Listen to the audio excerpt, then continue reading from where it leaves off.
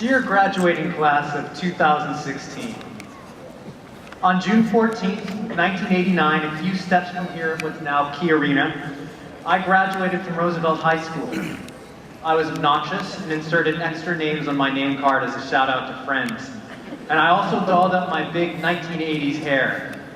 I did the hair thing so often, nesting toys like a purple monkey up in my fro, that I won most distinctive hairstyle in the senior poll. I was very excited to be graduating because I knew how happiness was made and how it wasn't. And it certainly wasn't made running day after day from one period to the next, filling out multiple choice tests in the company of arbitrary communities until a day a counselor could look at a piece of paper and label me educated. This is why the graduation announcement I sent around the country opened to the following words. And here it is. Come see me receive a rolled up piece of blank parchment and hear the saccharine speeches of the select bureaucrats who have slowly been swallowing the fruits of my education and who will not leave so much as an impression upon my life or yours as an aftertaste.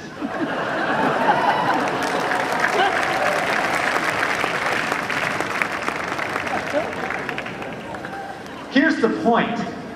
Adults thought they knew the important building blocks of our happiness. I was pretty sure they didn't.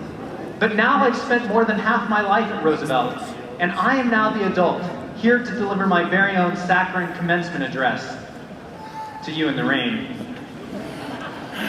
What's more, I do think I'm wiser than you, in some respects.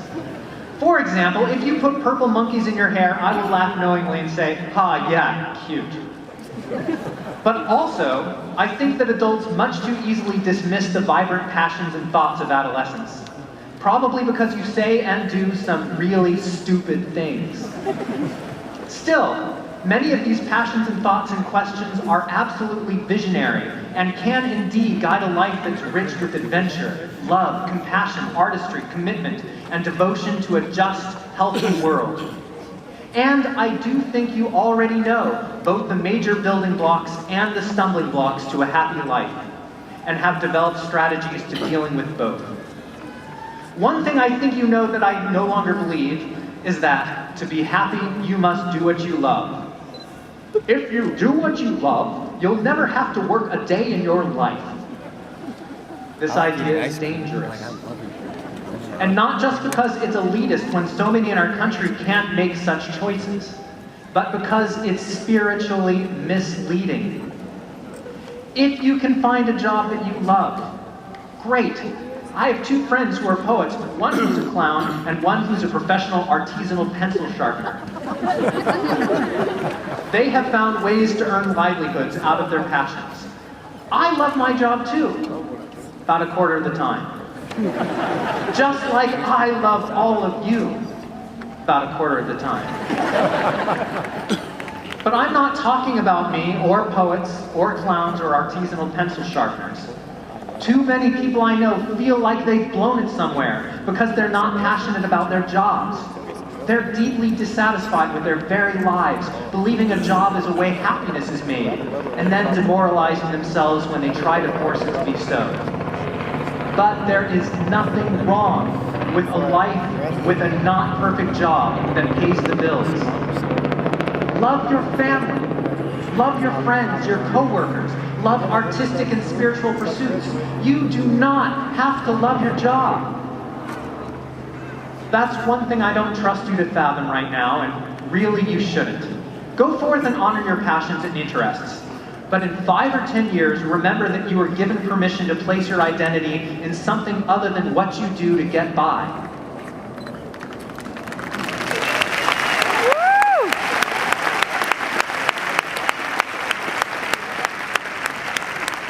Everything else I want to tell you this evening, you already know. If you're like I was in Seattle Arena in 1989, you're idealistic and judgmental, and you know something about how happiness is made and how it isn't, and you're right to be idealistic and judgmental.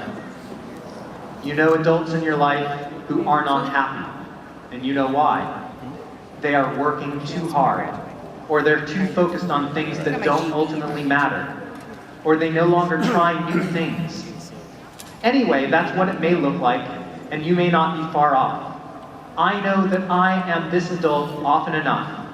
It's easy to get overwhelmed and just get through the day and week and then zombie out in front of a screen as an easy but not very effective means of rest and renewal. I also know that that has been you. Are you okay with that? Who are you in the moment you are most numb and most overwhelmed? How do you get through it? How do you revive? The struggles and strategies you employed in high school you can lean on for the rest of your life. But if you are not good at dealing with your coping mode now, you better work on it. Because believe me, what you felt the night before key terms were due, or when you were struggling to make sense of my ridiculous writing rubric, or when you had to sit politely through a long ceremonial speech, that detached sense of sometimes frantic coping, that is not unique to high school. And without self-reflection and deliberate action, you could be stuck following a pattern that will hurt or dull you. When abstraction sets to killing you, as Albert Camus says in The Plague, you've got to get busy with it. That's right. So what do? I read. I surf the net. Once a week, my wife and I go to dinner and come home and watch something on Netflix. That is not enough. Certainly, Purple Monkey David would not be impressed with his adult self. But sometimes I write. Sometimes I dance with my daughters. We lived in Hungary for a year and tried new routines. Sometimes I bask in my family's music, though sometimes I hide. At work, I've been able to revive by taking on Megan O'Kelly in a rap battle, or by getting a big hug from Jessamine, or by getting a big clapping Juliana Quinn hello. I also do take full advantage of the holiday moments that stop routine and demand reflection, like every year when I graduate from Roosevelt again, and think back on what I learned and where I'm going and whom I've grown to cherish. That's you. These are the building blocks to happiness. As for you, I know one thing you do is seek out new experiences and adventure. You're way up on adults with this one. Studies show novel encounters trigger the brain's limbic system, which is where happiness is made. And yet, adults often find themselves in a comfortable, soothing stagnation. Getting out of the comfort zone allows a greater shot at making happiness and memories.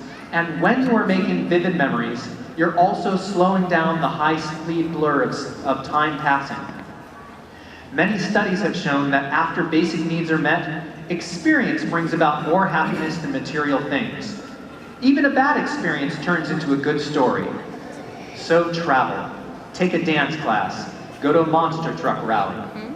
Hang on to your sense of adventure, especially when it seems easier to just stay home. Another thing you do beautifully is engage with sensitive immediacy. This includes responding to the world's woundedness, or expressing the social patterns undergirding your own pain. I only have time for platitudes at this point, but I'm saying what you already know. I repeat it, because it's too easy to get swept up in our own dramas and deadlines. Give everyone their due humanity. The partisan, the panhandler, the person cutting you off in traffic. Shut down the clannish outrage machine and the numbing distant busyness of your life to respond to the humanity and pain in others, and thus engage in the bright, tender humanity of your own. This keeps you vital and vibrant too. My younger self believed in the importance of questions and wrote in a journal that questions are more important than answers. I agree with you. So, here is one final meditation, because I can't get off the stage without inviting us all to wonder about the dominant social interloper of our lives, the internet. You know how plants use animals to reproduce? Like when a bear eats some berries and wanders off and then poops out the berry seeds in some other territory, and then the seeds stick to the ground in their own soft, fertilizing goodness. You know how a plant uses a bear? How is the internet using you? How has your smartphone been training your mind to behave? Okay, that's it. Because you already know how happiness is made and how it's not, I remind you only to be purposeful. Not just loving, but deliberately grateful, admiring, understanding, and warm. Not just happy, but deliberately reflective, creative, friendly, and bold. Not just generous, but deliberately empathetic, healing, humble, and kind. To the graduating class of 2016, I leave you with this impression, with this aftertaste. May your lives be filled with love. I'll miss you. Thank you.